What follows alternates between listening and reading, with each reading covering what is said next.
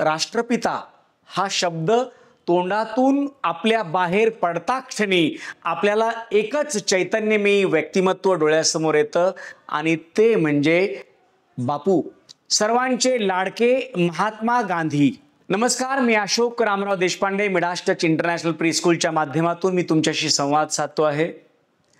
महात्मा गांधींचा जन्म अतिशय सामान्य कुटुंबात झालेला आहे आणि लहानपणी महात्मा गांधी हे खूप हुशार विद्यार्थी म्हणून त्यांची ओळख नाही आहे. त्यांचं हस्ताक्षरही अतिशय खराब होतं असं सांगितलं जातं.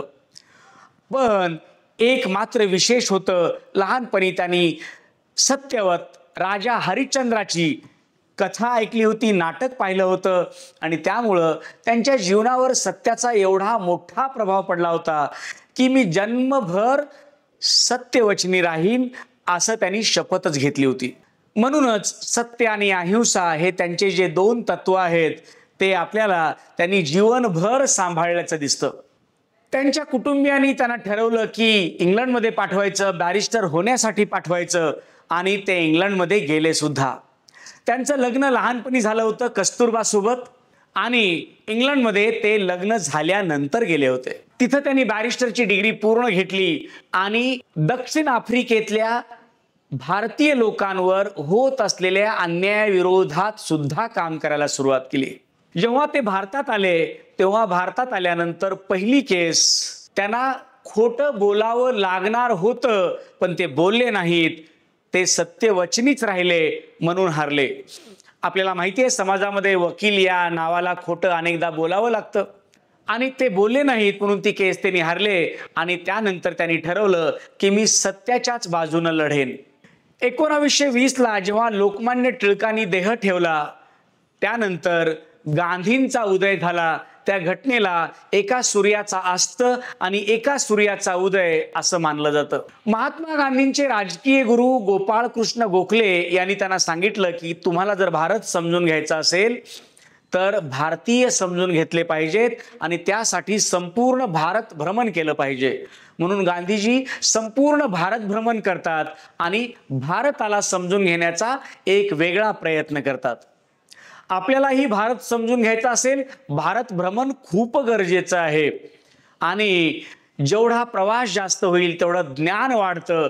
गांधीजींच्या बाबतीतही निश्चित ते झालं. भारत समजायला लागला आणि समजल्यानंतर त्यांनी ठरवलं की मला माझ्या गरजा कमी करायच्या आहेत, कारण माझ्या देशातले लोक एवढे गरीब आहेत की त्यांना 2 वेळचं अन्न मिळत नाही, अंगभर कपडे मिळत नाहीत, तर मी माझ्या डोक्यावरचे केस काढून टाकणार आहे माझ्या गरजा कमी करण्यासाठी आणि मी साधा पंचा नेसणार आहे माझ्या गरजा कमी करण्यासाठी. इतकंच काय, ते हातातल्या घड्याळाला सुद्धा आपल्या जानव्याला बांधायचे, पण हातातल्या घड्याळासाठीचा जो बेल्ट आहे तो सुद्धा त्यांनी कमी केला होता. म्हणजे या पद्धतीने त्यांची विचारसरणी होती आणि ब्रिटिशांच्या विरोधात मात्र सत्य आणि अहिंसेच्याच मार्गाने त्यांनी लढा दिला. त्यांनी आपलं आत्मचरित्र माझे सत्याचे प्रयोग, माय एक्सपेरिमेंट विथ ट्रूथ हे लिहिलेलं आहे आणि ते सर्वांसाठी उपलब्ध आहे आणि प्रेरणादायी सुद्धा आहे. मी या संपूर्ण आत्मचरित्राचा अभ्यास केला आहे आणि त्याच्या नोट्सही काढल्या आहेत. गांधीजींनी आपल्या जीवनभरात असहकार आंदोलन, चले जाव आंदोलन, छोडो भारत आंदोलन असे अनेक आंदोलनं राबवली आणि या आंदोलनाच्या माध्यमातून इंग्रज सरकारला सळो की पळो केलं. साहजिकच त्यांच्या या सत्य आणि अहिंसेच्या या विचारामुळेच त्यांच्याबद्दल असं म्हणलं जातं की दे दी हमें आजादी बिना खडग बिना ढाल, साबरमती के संत तूने कर दिया कमाल असं म्हणलं जातं. आणि त्यांनी आपली संपूर्ण विचारसरणी राष्ट्राला समर्पित केली.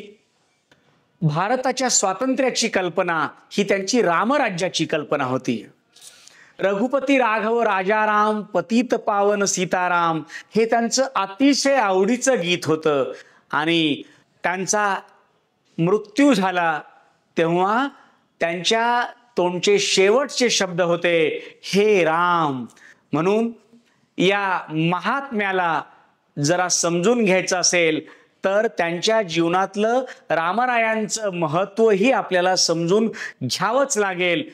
निश्चितच लहान विद्यार्थ्यासाठी हा व्हिडिओ आपण बनवत आहोत याची जाणीव ठेवून लहान विद्यार्थ्यांना कळेल, समजेल, उमजेल अशाच भाषेत तो बनवला जातो आहे. दररोज रात्री 8 वाजता मिडास टच इंटरनॅशनल प्रीस्कूलच्या माध्यमातून आम्ही तुमच्यापर्यंत पोहोचण्याचा प्रयत्न करत आहोत.